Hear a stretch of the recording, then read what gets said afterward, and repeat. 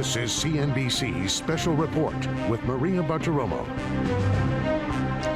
Good evening. Good to have you with us. A great show tonight. Tonight, the royalty of rock and roll is with us. An artist so versatile, he's won a Grammy and an Oscar. He plays more than 20 instruments. He owns a nightclub franchise and a clothing outlet, and does it all not from Los Angeles, but from Minnesota, where he invented and perfected the Minneapolis sound.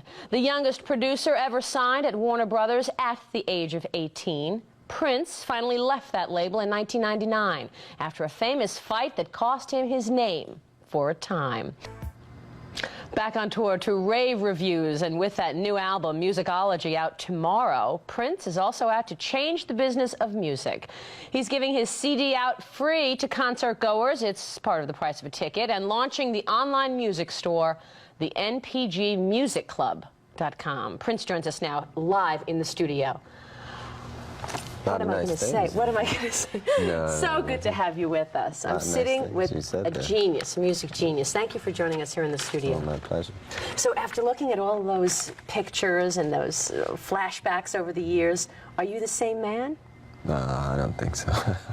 I'm constantly evolving, trying to work on my whole being to better myself and the world around me.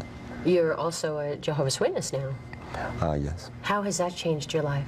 Oh, immensely. I started studying the Bible once I changed my name back, and started studying with my good friend Larry Graham. I used to play with Sly and the Family Stone, and he helped me to just look at the Bible in a very practical way, and cut through all the dogma and the thing that has kind of separated religion in the first place. I just wanted a clean, simple approach to it. And it helps you with your music as well. Well, definitely. I mean, it's going to help you with every aspect of your life. Once you can clean out the cobwebs, so to speak, then you're going to see everything a little bit more clearly. I want to talk to you about the name change and really about all of your wonderful experiences, but let's begin with the new album. New album coming out tomorrow. You're back on tour. What are some of the best and worst parts about performing live once again? Well, there's nothing bad about it. You still get the just definitely jazzed up and yeah, because every concert, every performance, there's going to be somebody there that's never seen me before, and we have a lot of fans that are bringing their children to see me for the first time. So I'm trying to give them an introduction to music the same way I was introduced to it, which was with real live instruments and a real visceral approach to it. It's interesting that you mentioned children coming to watch you, because that brings up the whole issue of this indecency craze that really is going on right now after Janet Jackson and Justin Timberlake's performance, the Super Bowl. What did you think about that? Well, the whole situation, I think, is a little bit bigger than the performers themselves. When I reflect on it, looking back at 9/11, you see that we were sort of galvanized to come together and do something. And our so-called leaders told us to go back to the malls and spend money, get back on airplanes and things like that. And really, I think all of us are pretty much searching for just clarity and some sort of order in our lives now. And that's part of it. So, and the other thing is that I have a responsibility to the children that come to the concerts to not expose them to anything that would be, considered raunchy or risque. I think all artists have that responsibility. And you're thinking about this. I mean, when you're writing and when you're performing, this is something that you're aware of, this responsibility that you have to make sure that you are above the line and not coming across raunchy or something that would be considered wrong or indecent in front of children. Well, ultimately, I'm not trying to be obscene to anybody. So I have to take these things into account. The other thing, too, is that just, like I said, study of the scriptures helps one to understand that we're all in this together. And I wouldn't want my children exposed to something that would be pretty hard to explain on the way home. So I feel that I've got to, take that responsibility myself. So maybe it was the right thing that Howard Stern was taken off the air, and that, I mean, we've seen a lot of results from that episode, and just this changing of thinking. Yeah, I really can't speak so much for that, but I don't know. Like I said, I just think people are seeking order in their lives now, and it's if nothing else, it's getting us all to just talk to one another about these issues. They're important. Well, let's talk about the new album. You've got a lyric on the first track of the new album, Musicology, and I'm going to quote, "Don't you miss the feeling music gave you back in the day?" Is this a nostalgic album? In some respects, yes. The video was from Musicology. It chronicles the tale of a young man who is buying his concert ticket for the first time and gets a record for the first time. And he's a guitar player. He's an up-and-coming guitar player, and he puts the needle on the record and he has to learn the song. And that's kind of how I grew up. And it was a certain feeling that I got from real live instruments that you don't really get today, because a lot of it's pre-recorded samples. Do you feel like growing up in Minnesota and staying there keeps you humble? I mean, it seems that, for such a fantastic superstar, you seem so humble. Well, I appreciate it. I think, yeah, Minnesota probably has a little bit to do with that, but I'm also very grateful that I've been blessed with the gift that I have, and also the love of the people, because without them, it'd be pretty tough out here. It's a hard business. We're going to talk more about that. Prince, stay right here. We're going to take a short break. When we come right, more with Prince. We'll get his thoughts on the music industry, why it's slumping, what can be done. Back in a minute on Special Report. Welcome back to Special Report. We are thrilled to be joined tonight by one of music's most luminous stars, an artist who for many deserves far higher than that number 28 on the list of rock and roll immortals, as we saw in that Rolling Stone tally. For us tonight, he is far and away number one, the artist Prince, with us here in the studio. Prince, we were just talking before we went to the break about how you were with a record company, and then you sort of, in 1999, you broke the contract with Warner Brothers. What happened? And now with this new album, Musicology, you're back with a big label.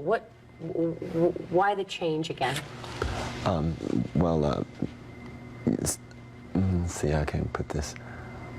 From time to time, I go back and forth into the industry, and I give them things to promote. The first being Emancipation, the album I recorded after I left Warner Brothers. And I had a good run with Warner Brothers. It got to a point, though, that we had some disputes about ownership and things of that nature. We're working all that out now, and there's a new regime over there, and I expect good things in the future. So there's no hard feelings or anything like that. But like I said, from time to time I go back and do major label agreements so that I can reach a wider audience with certain projects that I think fit that situation better. I did an album called The Rainbow Children recently, we were real proud of, and we released it independently and had a lot of success with that, and did a tour behind it. And sometimes when you do things of a more heady nature, it's better to do them independently. But this is a pop record. There's a lot of, Musicology is a pop record, and there's a lot of radio-friendly songs on there. So we thought it'd be best to hook up with a major this time. When you were with major, when you were with Warner Brothers initially back in the 90s, it was well known that you had a lot of songs that you wanted to release. Well, you correct me if I'm wrong, that you had a whole host of songs that you wanted to release, and they didn't want to release them all at one time. Is it true that you have songs that you would like to release and you could release right now, ready to go, and you actually never released them? Well, like I said, one of the main problems with Warner's was just ownership issues. Who was going to actually own the intellectual copyright of the piece that was created? And the way I looked at it, if I was the only one in the studio at the time creating this work, I felt that I should be the one that should own it in perpetuity. At the same time, doesn't negate the idea that they can lease it and make money off of it. We can all do fine. Yeah, you said perhaps one day, all the powers that are will realize that it is better to let a man be all he can be than to try to limit his output to just what they can handle. Now, that sounds like a soundbite. Probably doesn't tell the whole story. Yeah, it doesn't really. Yeah. Now, is it true you only sleep 3 hours a night? I only got 3 hours last night. The spirit moves me to just write and record as much as I can. I'm trying to, I'm as intrigued by the end of this story as other people, I guess, so I just keep going. What gives you the most creativity? When do you get most creative? Is there something that sort of begins you off, when you start writing? Oh, I can write a song about anything. So, a conversation, an idea, a dream, anything. Why do you think the music industry is doing so poorly right now? Well, when I talk to some of the people in it that are the so-called gatekeepers and run the shop, they attribute it to a few different things. One, of course, being the piracy and the downloading. From my point of view, though, it's not so bad because I have a music club, and that's basically what its primary function is a download system. So I don't want to intellectualize their situation too much and talk about it too much, because I think it's going to sort of organically work its way one way or another, and I think it's a good thing either way it comes out. But we've got to, I mean, if I were an industry executive right now, I would say, well, we've got to do something about this. So tell me about your solution, npgmusic.com. Well, from our point of view, like I said, we're the artist and also the distributor. So, it's a little different situation. I don't have to sign myself to a label. I don't have to restrict myself to only being exclusive to one particular situation. So it's a whole different way of looking at it. Mm-hmm. Should other artists, you think, be doing this? Well, I think it would be cool if they had the right to do it and still, had their major label deals as well. I mean, there's enough to go around, I mean, we got to do something, though. And we're all in this together. So ultimately, like I'll have discussions with execs, and we discuss all kinds of different ways. One of the things we're doing is giving the album to everyone that comes to the concert. And ultimately, basically what we're trying to do is just create a peer-to-peer relationship that gets the music out there, and that's all it's really about anyway. Mm-hmm. Prince, I'm not sure if you noticed, but there is a guitar sitting next to you. We've got a piano behind me. Yeah, I saw that. It's like I'm trying to figure out, how that kind of just appeared over here. So. You did say you probably were not going to perform. We're going to take a break. Maybe just look at the guitar, think about it, and look at it and think about it. Oh, okay. We'll be back with more of my exclusive interview with Prince, the man who's just too much to take. Prince is here. We're delirious about it. Welcome back to Special Report. We've been talking tonight about business and the music of business with Prince, who's here live in our studio tonight. What do you listen to when you're not listening to your own music? What other music do you like? What other artists? There's other music? No, well, you write for so many, you've written songs for so many other artists, so. Yeah. I'm digging Alicia Keys, Beyonce. I'm hoping D'Angelo comes back out with something pretty soon. Opening up the Grammys with Beyonce must have been a lot of fun. Oh, it was a blast, yeah. She's very talented. What do you feel like playing tonight, if you were to play something for us? If I was to play something for you, I'd be your accompanist, and you'd do your thing. But I'm not a singer. Neither am I. Yes.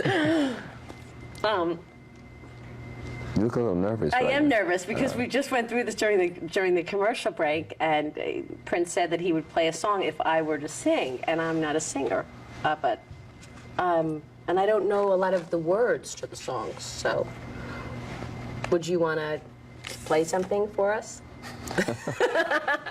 I'll play something for you. Okay. You thinking about what you want to sing? How about Delirious?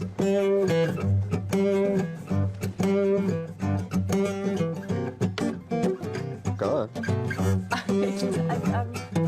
I'm like blanking out with the words.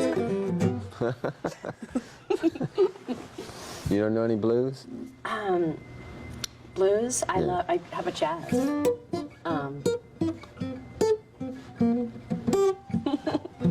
I didn't know you were going to do this. I didn't know you were going to do this. Okay. How about one of your oldies? Since you're telling everybody that you're not going to be playing your oldies anymore, how about Purple Rain? I don't know that one. You do. You lie. Okay, you sing it. How could I even try? Go on. I'm sitting here with Prince. I'm going to sing. She's tearing up. Oh. That's not what the audience wants.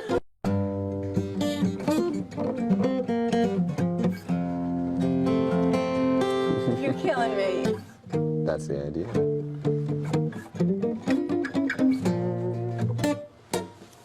You are great, Prince. Thank Well, you so much. I'm sorry. I wimped out. I'm afraid because I don't have a voice. And I'm